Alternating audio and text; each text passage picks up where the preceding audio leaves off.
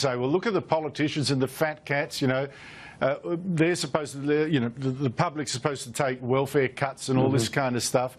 But then you get the Australia Post head on $5.6 million. You get the Prime Minister throwing a party for coalition MPs, slugging the taxpayers $5,000. You've got Susan Lee, the Minister, having to resign over travel expenses. You've got public servants getting better wage rises than the rest of us, and the Prime Minister refusing to live in Kirribilli House. That's another $3 million a year down the drain in extra security. What do you make of that?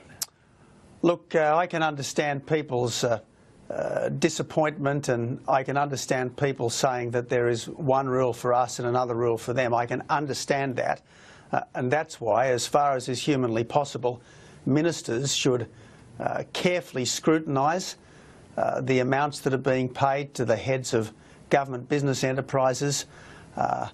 We should be, I think, a little bit worried when you've got senior public servants being paid almost twice what the Prime Minister gets. I think it is a pity that we've now got something like 100 ministerial senior advisors as opposed to just 60 2 years ago. So there does appear to be inflation of the public sector going on here, and I think you've got to practice what you preach. Well, should the Prime Minister move into Kirribilli and save us $3 million a year? Well, that's a very good question, Andrew, and I can certainly understand the Prime Minister not wanting to be a burden on the taxpayer by living in his own home.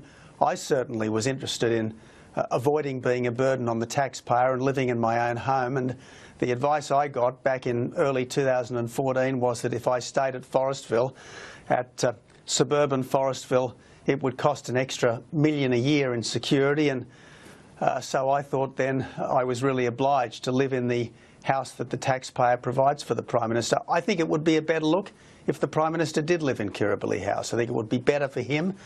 I think it would be better for the government. But in the end, this is a question for him. But yes, by trying to avoid being a burden on the taxpayer, it seems that you end up just costing the taxpayer even more.